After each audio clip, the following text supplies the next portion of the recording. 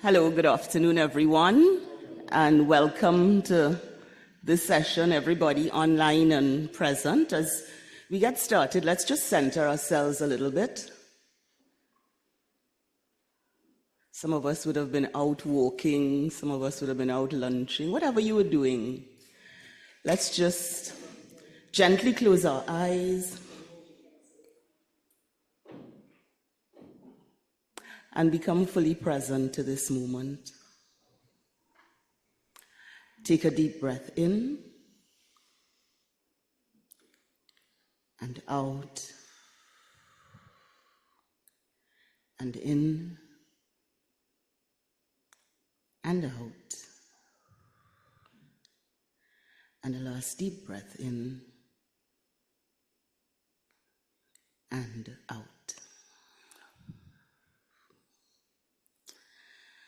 This afternoon, I present the work of a team of 6 ladies. So we had Therese, we had Amber, we had Kelly, we had Kathy, Pat, and myself. And what we've been doing is reviewing the summaries that you all would have submitted to me and synthesizing them so that we could present them to you this afternoon and you could see what emerged from your conversations in the spirit. So what is possible when you have conversations in the spirit. So the first thing I want to say is that this is your feedback. This is not what we conjured up. This is your feedback. So based on the summary documents that you shared with us, we've reviewed it, and one of the things we recognized in the documentation is that some of the content focused on this sort of internal focus, meaning within WCCM, and some of it focused on the external, meaning the outreach. So the inreach and the outreach, as it refers to that discernment focus that we had of what does WCCM need to be and do. We tried to identify, and we identified some primary themes, and these were: 1, maintaining the tradition as shared by John Main; 2, inclusion, and under inclusion, we were able again to segment it under the why of inclusion. Why do we want inclusion? Who is this target audience of inclusion? How do we facilitate inclusion, the channels and tradition? The what, that focused a lot on the languaging; the where, which was straightforward enough, global; and the when. And the when we identified as the precursor competencies that the community needs to develop in order to be effective and successful in doing what it needs to do in terms of spreading the tent. And then the third piece was in terms of WCCM way of being. So often as we speak as a contemplative society, we speak of being in the presence of the Holy Spirit and just being, you know? And so the being refers to what is the presence we bring as we engage with each other and the wider community. So that's sort of the flow of the presentation. And the other piece is the fact that we didn't, in this presentation, you're not going to see every single thing that you said. All right? What we did was we took the liberty of sharing some specific comments as we appreciated where the comments were similar or repeated in different forms. So if you don't see your specific phrase, it's not because it wasn't thought worthy of sharing. It's because that there is something here in the document that captures the essence of what you shared. Comments or questions before we move on? Yes?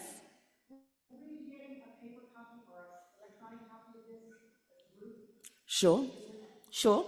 You can not only get this, but you can also get the details of the individual group presentations. That's fine. Okay? So again, as we moved forward in processing it, what we recognized that even as there was an in-reach and an outreach, we realized that several of the characteristics of what was required for the internal reach were also required for the external reach. Okay? So I will begin the presentation in terms of maintaining the tradition. And not just any tradition, but maintaining the John Main tradition, which was one of the themes that came up.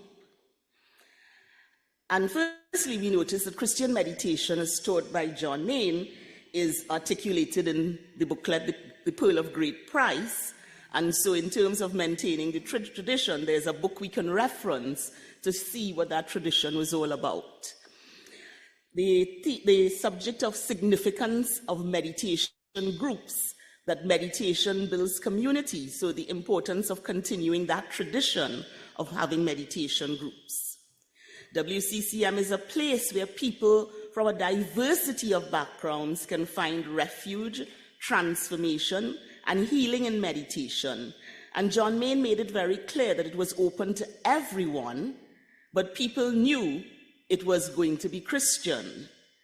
And the whole relationship between his introduction to meditation by the Swami, who was Hindu, him eventually finding it within the Christian tradition, and of course John Cassian's documentation of it in his writings as he captured the life of the Desert Fathers.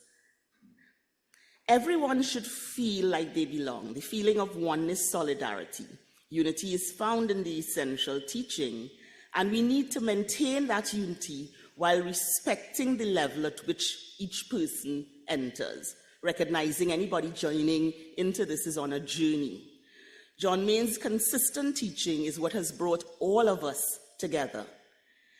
There's need to get back to basics, as John Main expressed it. Stillness, silence, simplicity. A temple with no walls. Meditation is foundational to WCCM. WCCM should continue to focus on God and consider widening its tent to include different ways of interpreting and experiencing meditation as taught by John Main. Being face-to-face is the best way to be in communion with one another. However, there's the recognition that when John Main was around, there was no Zoom, etc. So realizing that forms of technology are one of the ways to be with a community of meditators. To those who are meditating, the importance of supporting each other, conscious of the different stages that people are on the journey, and appreciating that WCCM offers support and encouragement for both individuals and groups. It's important to have an alignment in all the meditation group meetings, starting with an introduction to meditation, which should be part of every group process. The whole issue of cultural and spiritual, and being captured in the words of this person saying, I can find a place within WCCM based on its contemplation, even if I don't always identify with Christian aspects. Meditation leads to a change of heart, grounding and having a strong foundation. Meditation should lead to outreach. It's part and parcel of contemplative life. Widen our tents, extend our tents outwards. WCCM offers support and encouragement for outreach efforts. Contemplation must lead to action in the community and beyond the community. Accompany people from first encounter to deeper and deeper growth. So this is what came out in your sharings as what has traditionally occurred within WCCM and what needs to be maintained. There was some desolation, if you want to call it, where people expressed the fact that there was an experience of insufficient focus on John Mayne's teachings, and it seems to be becoming diluted, and there's need to get back to that, the basics of stillness, silence, simplicity, and that temple with no walls. Silence, there is a concern that this is being diminished, and there needs to be more silence, and silence is always first. Remaining Christian while reaching out. So those were the three areas of what I would term desolation identified. Okay? So let's just pause for a few minutes with that. And like I said, this is what would have emerged in the sharings of the groups, maintaining tradition.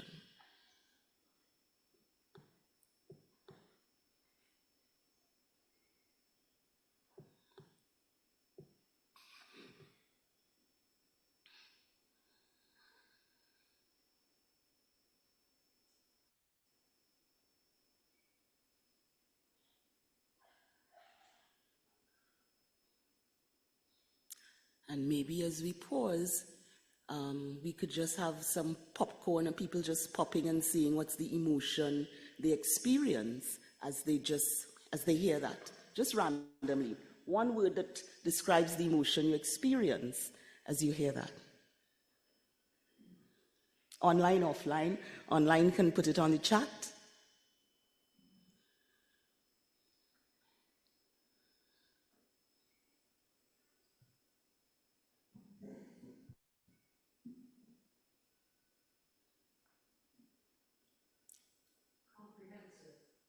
Okay. Comprehensive.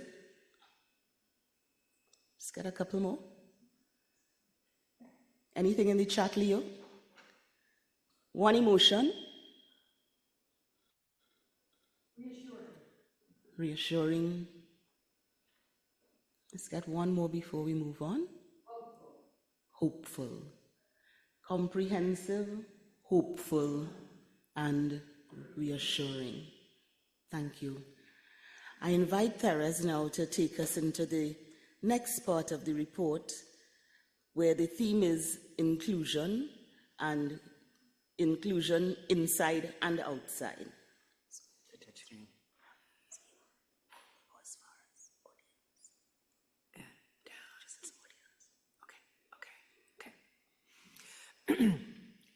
Okay, on the theme of inclusion, which is both in inclusion, well, anyway, on the theme of inclusion, we want to make sure that we're widening the tent of being. And why do we want to do that? We want to communicate and nurture meditation as passed on through the teaching of John Mayne in the Christian tradition in the spirit of serving the unity of all. Where do we want to do this? We want to do this globally, and the audience that we want to reach globally is children, women, prisoners, people of other traditions, addicts, young persons, homeless persons, socioeconomic people that are economically marginalized, persons with disabilities, elderly, LGBTQ, all God's people, migrants, indigenous people, people with no faith or religious affiliation, and in the secular realm.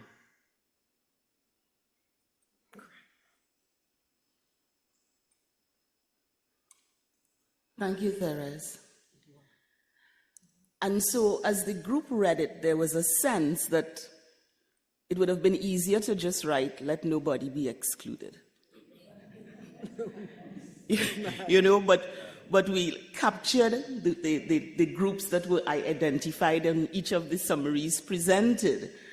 Because sometimes, you know, it's important for you to see your group identified as an individual, you know. And so, you know, one of the things we're going to be going on to next is languaging. And I think that as we hear the emphasis on how we language things, we appreciate whereby when sometimes we can do things concisely, it's better if we expand. So again, as you see why there is need for inclusion, the context of widening the tent, the fact that this inclusion is global, worldwide, and everybody is touched by it. What is the emotion it evokes in you? Again, one word to describe what you're feeling as we journey from what you presented on tradition to inclusion in this tradition. I don't know where we are. Grounded.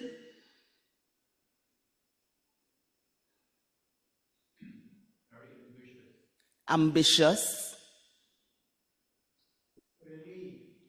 Relieved. Grounded, ambitious, relieved. And I want us to capture those emotions because emotions have messages in them. We now invite Amber to go on to the next section.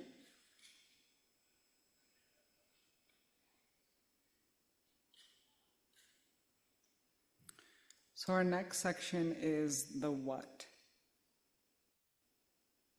And that has to do with the language that we use in communication and also the channels of that communication. Oh, sorry. So the language that we use and also the channels that we use for communicating, like standing closer to a microphone so you're heard.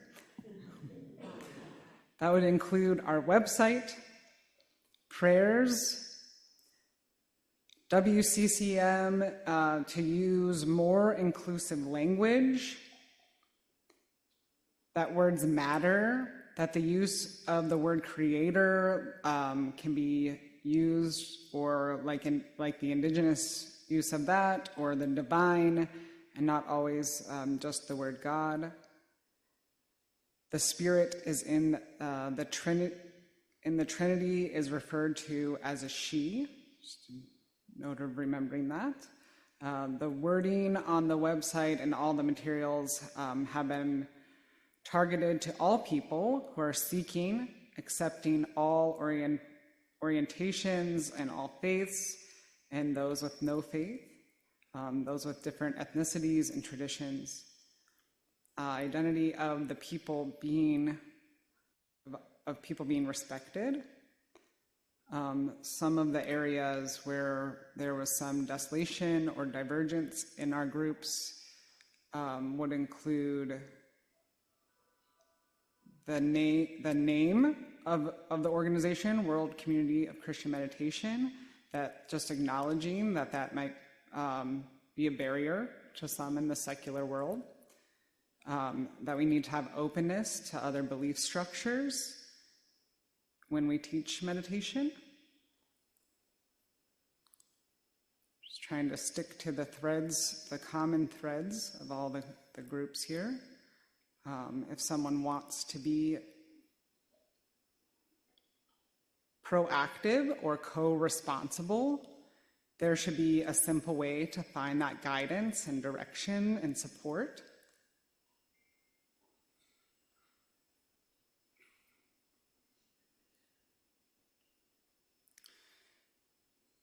Moving on a little bit to the how we are inclusive. We identified those as the channels or the traditional channels of communicating unity. or inclusiveness, rather. Some books were identified. Paul Harris's book, very useful in facilitating meditation, Stillness and the Silence in Every Season, The Pearl of Great Price, and The Word Made Flesh, the use of the Bonbo prayer book. So sorry. That's not you, that's Leo.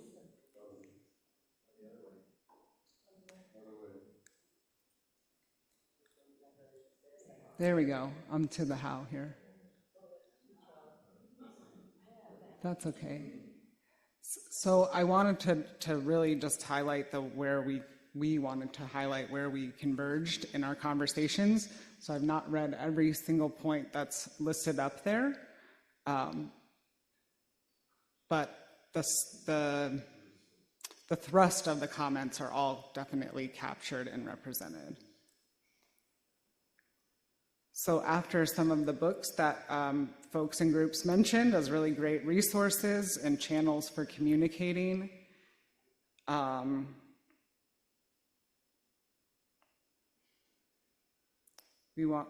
folks want to continue with use and even expand the use of technology to encourage a continued commitment to strengthening and expanding that capacity.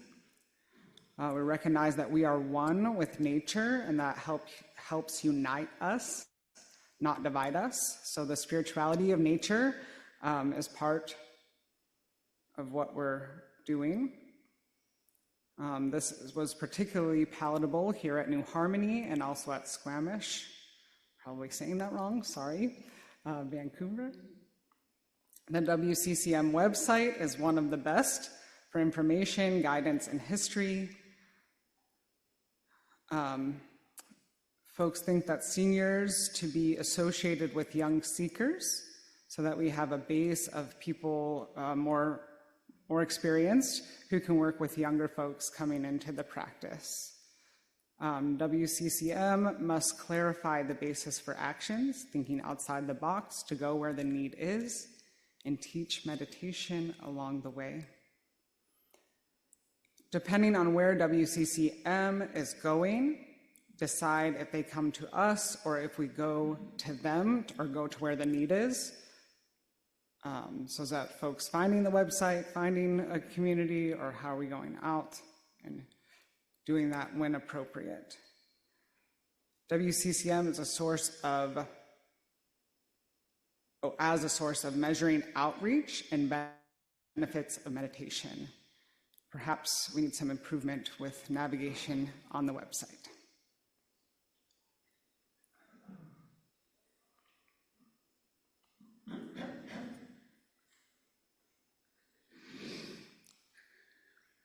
Thank you, Amber.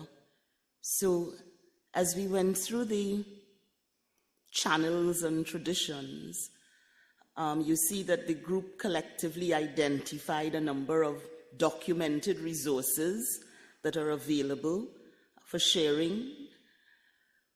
There was also that identification that in terms of how we spread the whole contemplative dimension, that nature played a critical part of it.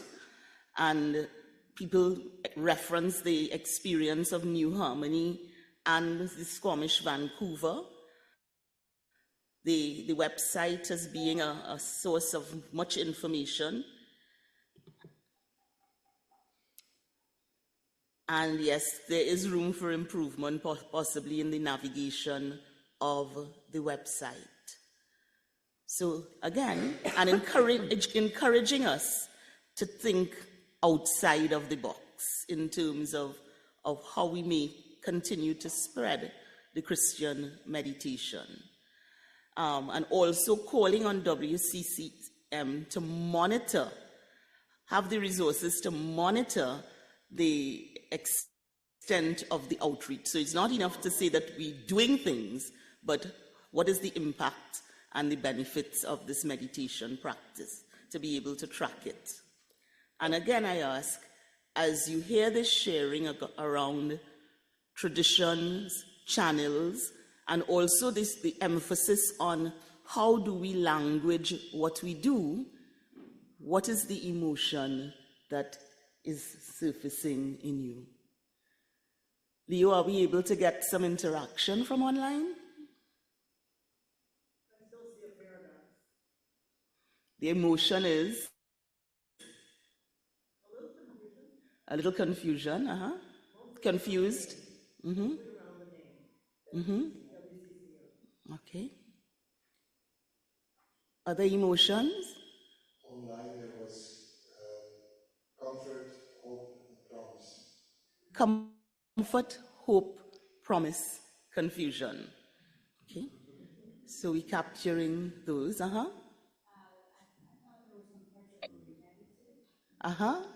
So what was the emotion? Confusion. And the person behind you? Okay. All right. So we continue to track the emotions, and like I said, emotions carry messages, but noting that as we go through the results of the sharing of the conversation in spirit, what it's doing to us at the level of the heart. The other area we looked at was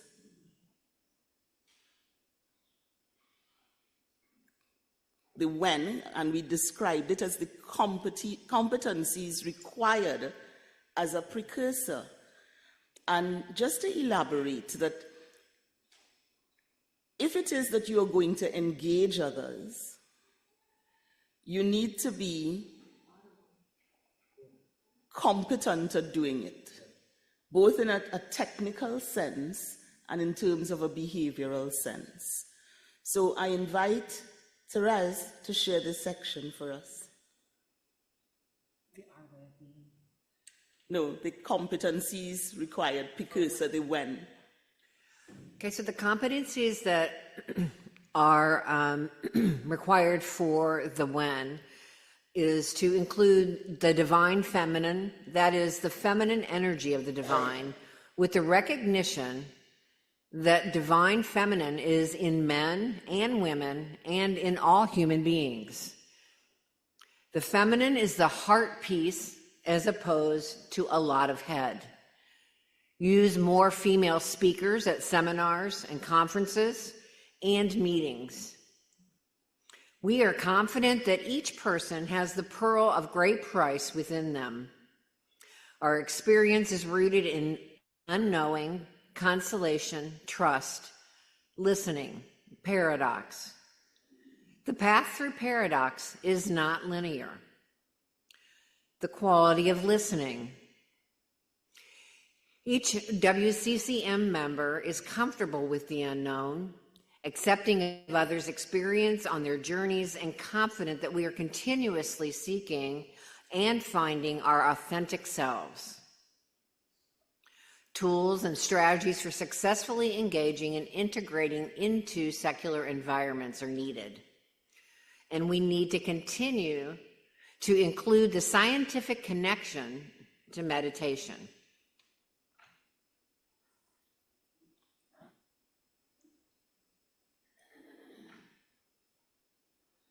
Thank you, Therese.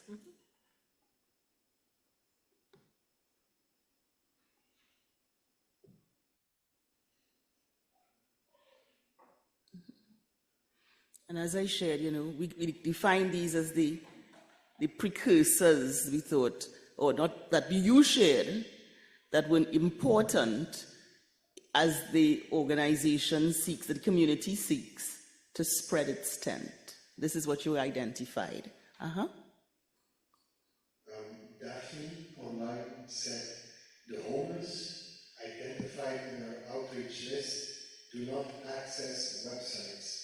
Is there anything said about street messaging? Thank you very much, Daphne. So just to remember what you are seeing here, is the summary of the feedback presented by the groups. So we didn't add anything to it, But I think what Daphne has clearly identified is that there are things to be explored further, and that would be one of them. So thank you very much for raising that, Daphne. Any emotions we want to identify as we hear the competency precursors or the precursor competencies? Emotion? Disappointment. Mm-hmm.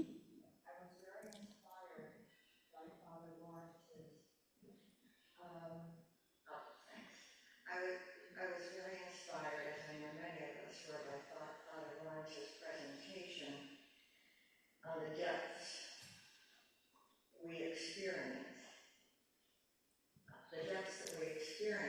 with contemplative prayer, leading to a very intimate relationship with God. The divine. And I don't see that expressed anywhere directly in what's in here. And I think that our group put that out there as a question. Now, perhaps it wasn't specific enough. And if many of us had heard Father Lawrence's presentation before all of us wrote our comments, perhaps that would have been included. But I sometimes feel that we are saying we are worshiping John Main and not God or the divine. In reality, that's not what we're doing. But in the comments, I just don't feel that there's enough connection with the final result, which is not meditating in the tradition of John Main, but that is a step in each of us having a very deep, personal, intimate relationship with God, the divine. I don't see that expressed here. So, thank you very much. Is it Jan? Thank you very much, Jan. And so we take us on to the last part of the summary, which focuses on the WCCM's way of being. And being really speaks, like I said earlier on, about the essence of the community, which I think is what you're referring to there. How do we show up as individuals? How do we show up when we interact with each other?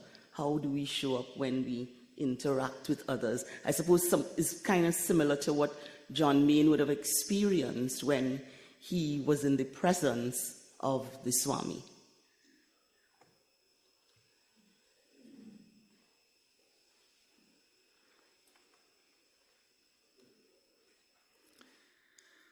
So the final theme that we identified from all of everyone's conversations yesterday is that our way of being in the world as WCCM.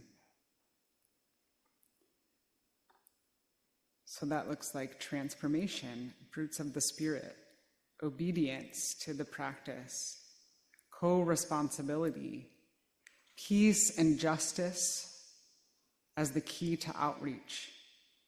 We go to the margins, not to change the margins, but to have the margins change us. That the hope of our future lies in the depth of who we are. Space, prayer, and trust that the Holy Spirit is at work in our hearts. That we have a sense that we want to need to share meditation with gentleness and excitement and assertiveness. And to do that, each of us must be disciplined in our practice, as well as an active listener and intimate with the Holy Spirit. We show up by recognizing the gift of diversity, not using dualistic forms, but realizing that all are called to holiness, that our way of responding to that call is as diverse as we are human.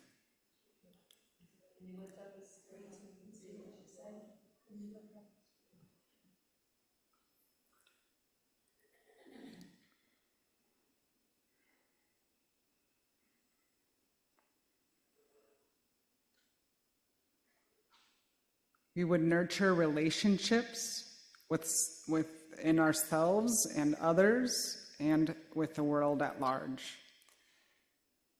We need to actively share our gift and be open to every opportunity in doing so.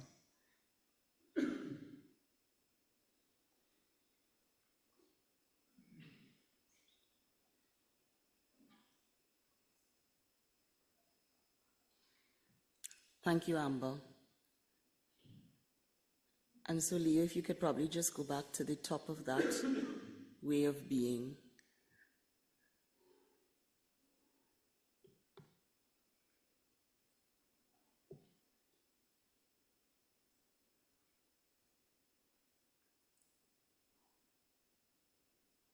And let's just sit with it for a while.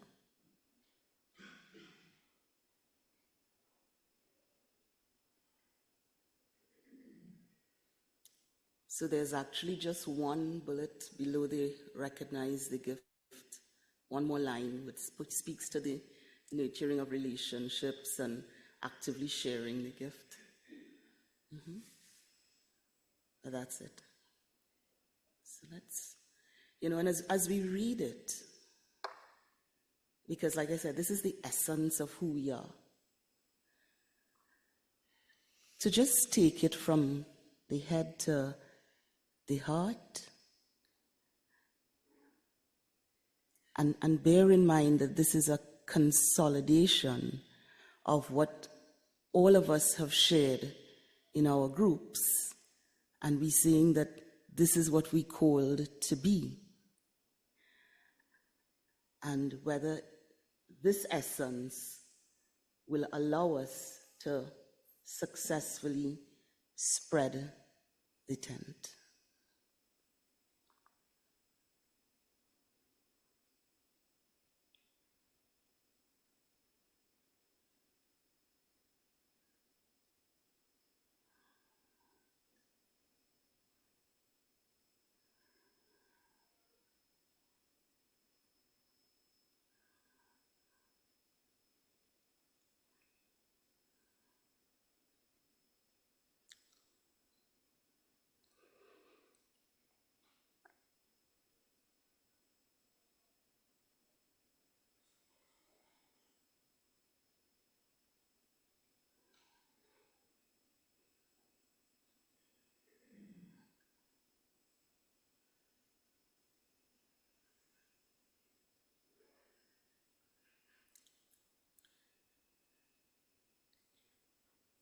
And I encourage you to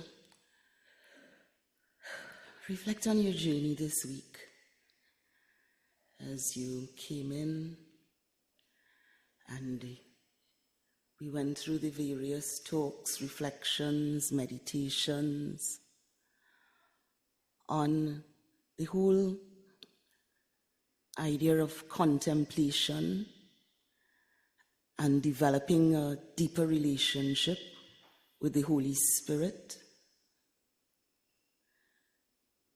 And out of that deeper relationship, how do we relate to each other? How do we make decisions with each other? How do we listen attentively to the other? How do we hear the voice of the Holy Spirit in the other?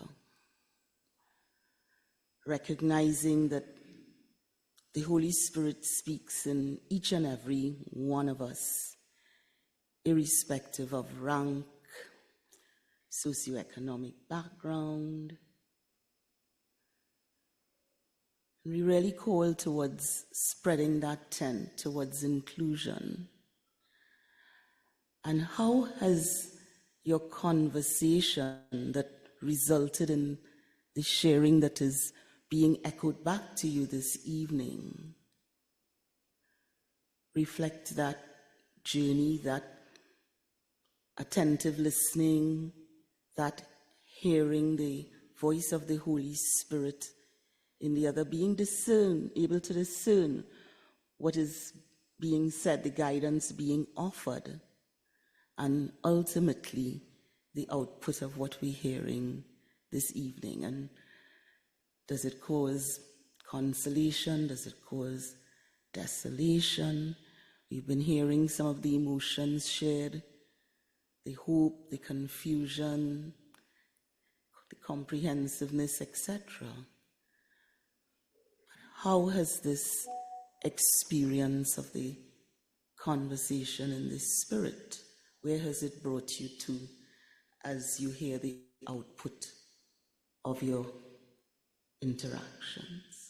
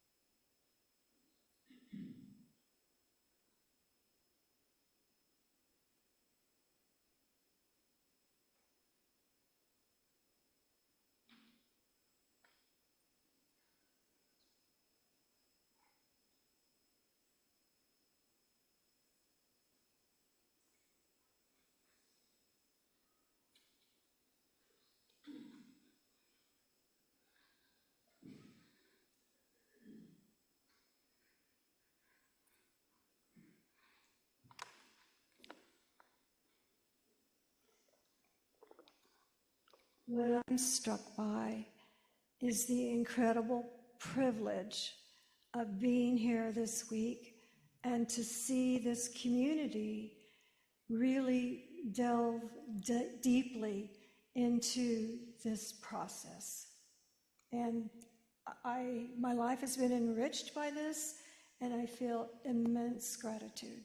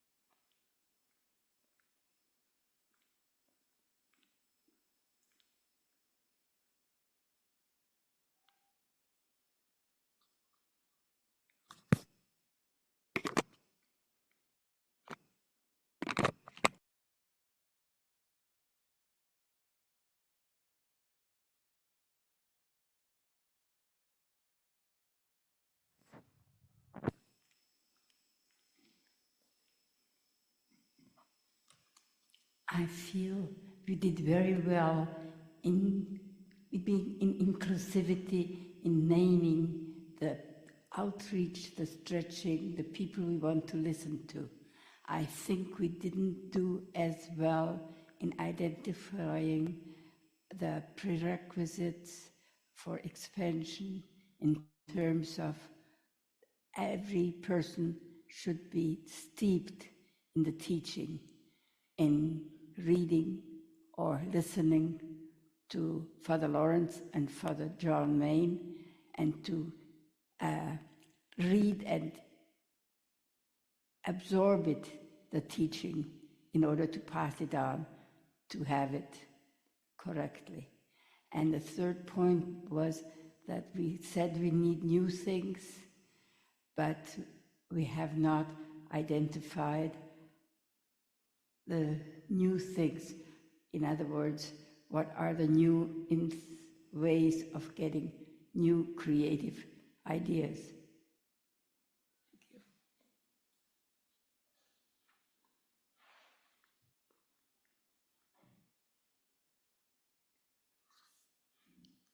This is from online, Chris Bleach. I hope we increasingly go to the margins and are changed by them.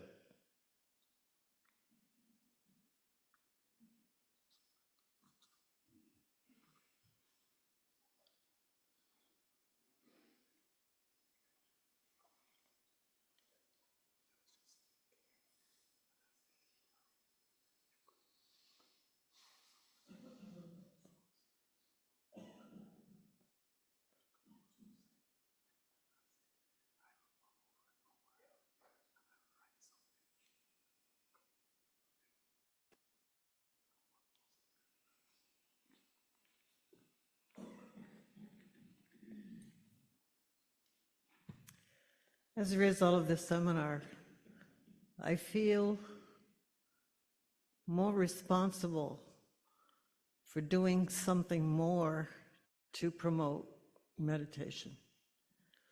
I have been involved for, 4 years maybe, and I have been passive.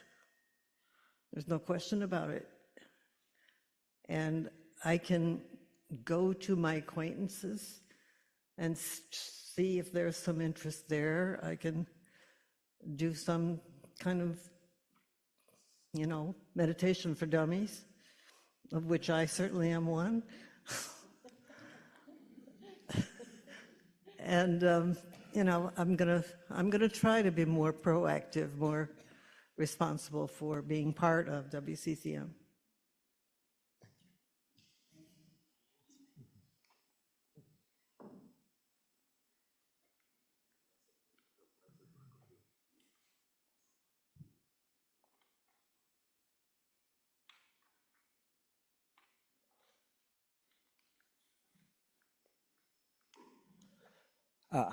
I was thinking yesterday and today that hearing James Finley's one of his tapes where he said, in order to be a contemplative, you need a tradition, you need a practice, and you need a community.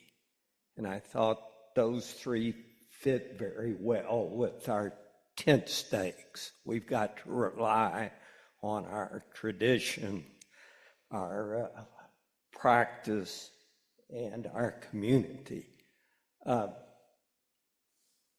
think a lot of this discussion says that in a bunch of different words, but I think, again, another word I heard yesterday or time is visibility. We say we need to reach out, but how do we do that? In what way? We moved to our current parish 9 years ago. 2 or 3 months ago, one of the assistant pastors walked into the room by mistake. He said, what are y'all doing? Christian meditation, Father, glad to see you. Oh, I didn't know we had that here. And I suspect that's the rule more than the exception.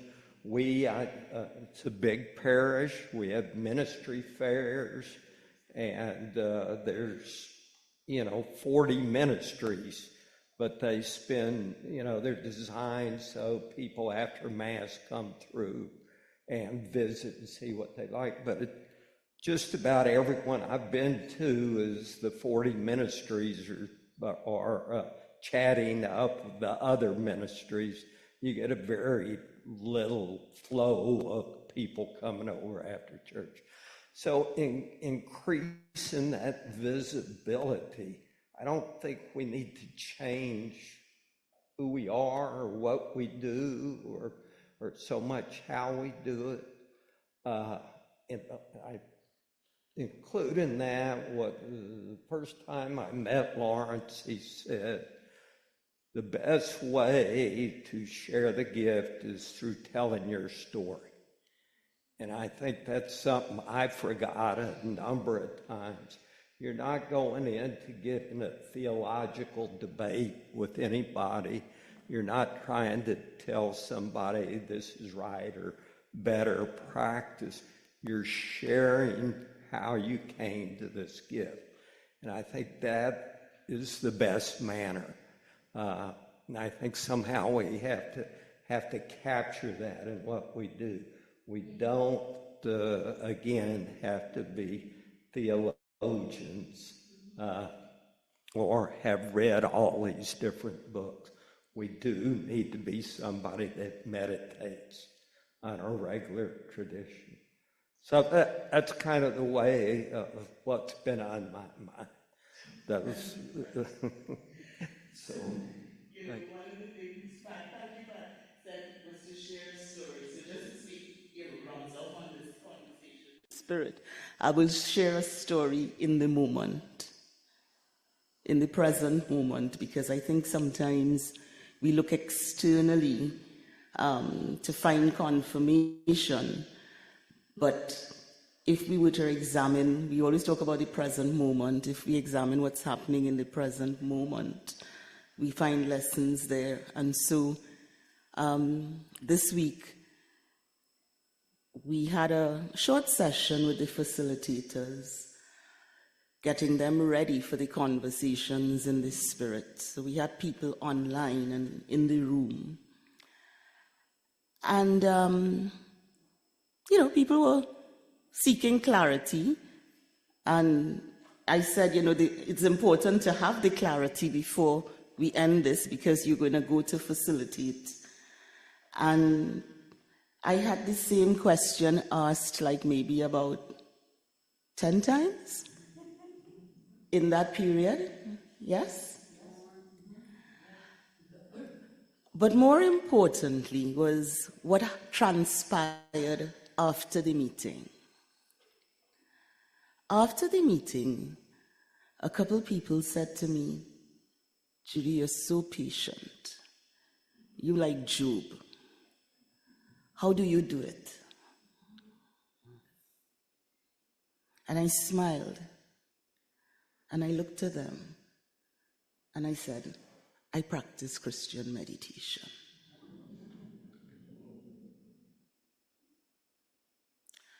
So when we talk about essence, when we talk about being, I go back to the John Main story. John Main connected with the Swami because in his presence he experienced something.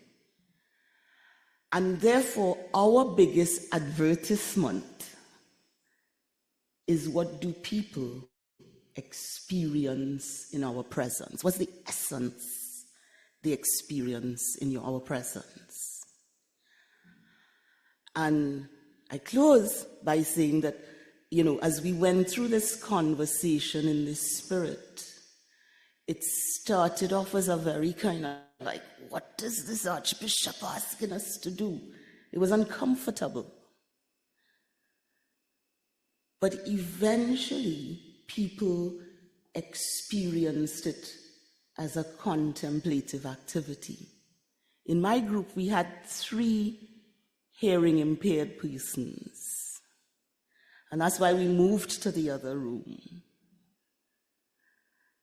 And so it was really a pun on the listening, that they now were hearing us in the silence of the room, and to hear them say to us, "We heard you," which is what all of us were trying to do in this space. And so the listening was there, the pausing was there, and collectively you heard people saying, we are experiencing the presence of the Holy Spirit in this conversation. And as the 6 of us pulled together your summaries, we saw the presence of the Holy Spirit in those summaries because they were so interconnected. It was like one group questioned something and the other group answered it. And I think that as you saw the flow that we went through there, you would have seen some of that. I'm not saying everything was answered, because there is a continuation. There is something after the conversation in the spirit. But in the short period, we had to practice it. We saw the listening. We experienced the presence of the Holy Spirit.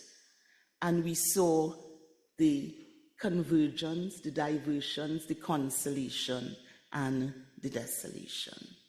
So I just want you all to take that gift, and thank you very much for the team that pulled this together, and we'll get it back to you.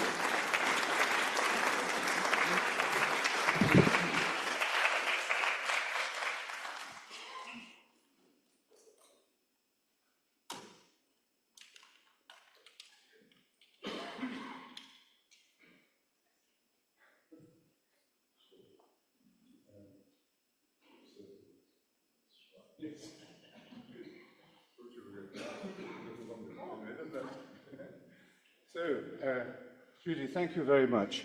I just wanted to thank you all on behalf of the whole community for a wonderful experience, a wonderful week. I'd like to thank Jason especially for the energy, wisdom, and broad and deep spirit of faith with which he has introduced us to this synodal idea as a contemplative practice, and to help us to see how important it is for every Christian community to be able to practice this form of deep listening, however we might do it. And these we've experienced some very useful methods. But the deep listening, which is really the whole meaning of meditation itself, to pay attention is to love, to pay attention is to listen, and it is to be obedient, mutually obedient. And I think my experience at my little table over there was just of that mutual obedience that this synodal experience opens up for us, that we are walking on the same road together. So I'd like to thank Jason and Judy and the team and the facilitators, everybody who helped to bring this about, all the people who worked hard on this final document, and for Leo and Kevin and all of you online as well, who have been a real presence and gift to us here. Just a few final words. I think the aspirations that we heard in this report, I think, show, in a sense, that they are already present.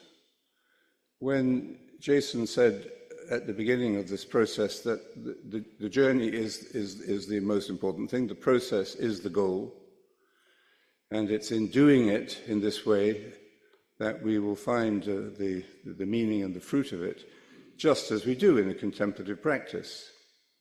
A contemplative practice is good in itself. We don't have to even just use it as a tool, but it will produce the fruit if we practice it faithfully. And I've sensed that in this week and in the putting together of these ideas. It's not a kind of a UN report. I may have mentioned at the Canadian National Conference on the environment. The only thing I did miss hearing more about was the environment, actually, which is that's one of the most pressing universal things that contemplatives can make a difference to. And at the National Conference in Canada, we had the key speaker, Kevin Guillemot, who was a UN negotiator for 20 years. And he described how meditation had helped him, and the community supported him, meditation community supported him in that very demanding, difficult, and sometimes disappointing, depressing work. But he also said it had brought him to realize that the whole of the environmental movements, the climate change meetings, the COP meetings, and so on, are really not taking us fast enough to where we have to go, and that what is needed is a change of mind, a change of consciousness, a metanoia. And that is and he said that he is introducing that idea and that practice, when appropriate, in his work, in negotiations. So I just mentioned that because I think it's something should be a little more higher on our agenda at the moment. But I also mention it because his work as a negotiator is not what we have been doing as synodalists. Is that what you call them? Synoders, or sinners maybe. What? New word. So the word negotiate, I looked up last weekend to see what it meant, and the word negotiate means no leisure. It means it's also been used for it can be translated as work or business or busyness or activity. So negotiation is without leisure, and certainly the UN negotiations, where everything at the last minute can be stopped because of one word. One country objects to one word in the document, and it could be that 2 years of work are destroyed and 190 countries are unable to come to an agreement. So that is not what we have experienced, I think, and this document shows that it's not the fruit of a negotiation. We have had leisure, although we've been working hard, but we've been meditating hard as well. And I think what we see is the important difference in how we come to consensus, how we come to a common mind, not just by negotiation, but by listening, respectful listening. And that is certainly the fruit of meditation. So I think what it leaves me with is a sense that we have experienced co-responsibility this week in working on this together, and on each of the tables, and those who have put this work together. So we're co-responsible for this, and we're also, this is one of the goals that we all would like to see, aspirations we have, but also I think we could say that it expresses diversity in action, because there were many different opinions. Well, there was fundamentally common ground, a love of the community, a belief in its mission, and so on. So that it was fundamentally positive. There was unity there. But there were many different opinions on different aspects and different sense of priorities, whether to include the word Christian or not in the title. I wouldn't hold your breath on that. But it's very important to hear those. Very important to hear them. And I would love to be able to discuss them with you. We don't have time. But I would like to think about these things, ponder them, and maybe try to write up something and send it to you for your interest. Because I have found that everything that has been said has been useful, sincere, and even if I didn't agree 100% with it, I want to listen to it and appreciate it, because I know it's coming from a good place and that it has a good intention. And I think that, to me, does express, without being too complacent, that we already have a certain degree of diversity and of inclusivity, and all of those outreach areas we are active in, actually. So we could do much more, and the deeper we go, the more we will be able to do.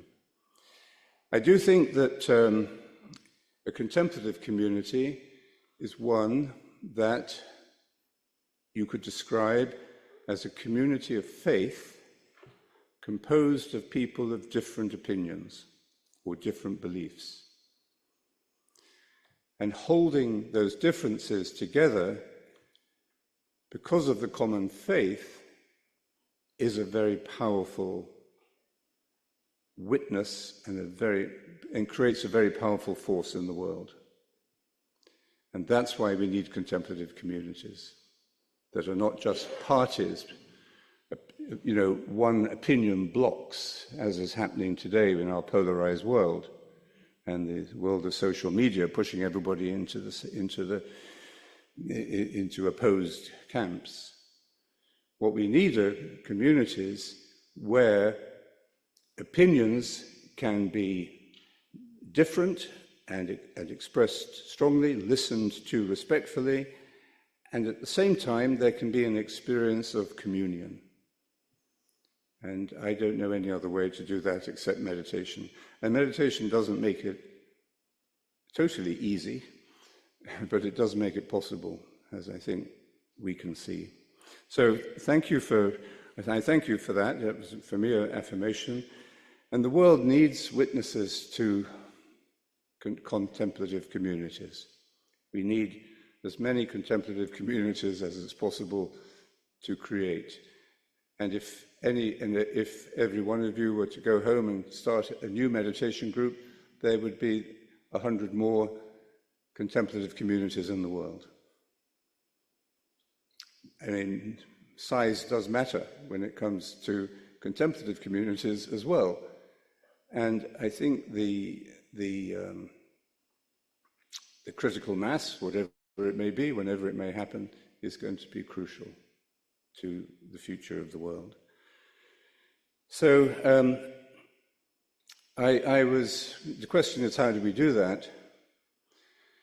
And we should use all the tools at our disposal. And we practiced some of them this week. But when you get a password, and when you go to a new place, and you put in your password on an Apple phone anyway, and then you have two other devices, or you want to give the same password to another, what do you do? No, you just have to do something, and you just bring your phone very close to the other device. Why are they laughing over there? Because they showed me how to do it. So that's all you have to do. Bring it close to the iPad or to your friend's phone, and the password jumps over. It's amazing. And that's how the faith is transmitted. It leaps over by closeness and contagion. And that's why I really hope that more and more of our online groups will become hybrid groups, and that they will recover this physical dimension as well, because there is something about sitting close together. Not too close together, but close together. Anyway, so I think a contemplative community is one where you experience the paradox of diversity and unity, where we respect differences, but we also honor them. We don't just put up with them, because the person who's holding that opinion, and it's maybe an opinion you think is totally wrong, and you want to interrupt them even before they finish expressing it, but that opinion is being held by a person with a heart and a conscience and a mind and feelings, so that it must be honored as coming from that person. That doesn't mean you just brush over the differences. So that is one aspect of a contemplative community where we learn through the unity we share to accept the differences and respect and love diversity. And it's also a community where we experience the paradox of action and contemplation, action and being, doing and being. And there was one comment there that, you know, we weren't doing enough silence and so on. And that's, you know, we've been saying that from the first day that we took meditation out, you know. Of course, there's a tension there. And I felt it all my life, a tension. But there's also a mutual enrichment between the work of silence, the times of meditation, and the times of action and talking and being with people. So when it really comes down to it, I think this synodal experience that we've enjoyed and will learn from, and I will certainly continue to ponder, and thank you again for all of the content of this, it reminds me of Tertullian, the 2nd century father of the church, who overheard some pagan Romans speaking one day about these weird Christian sects that were beginning to form all around.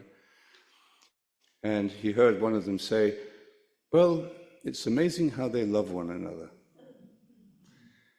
And I wonder whether that is what the pagans of our world are saying about Christians today.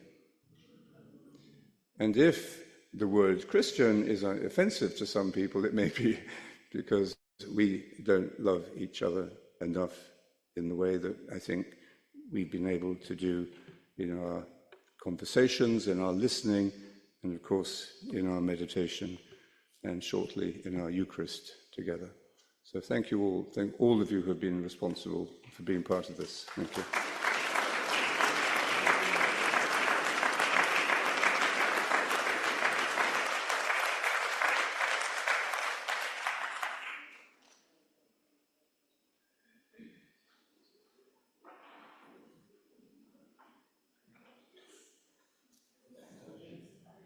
So we are going to shift over to the other room, and we've kind of mapped it out. We do think that we can fit the number of people we need to fit over there.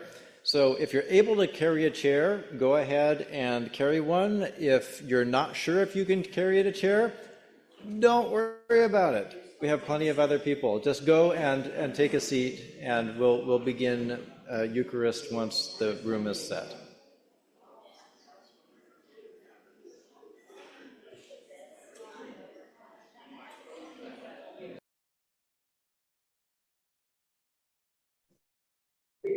Hi everyone, this is Leo. We'll shut down this meeting. We'll come back in 10 minutes, okay? So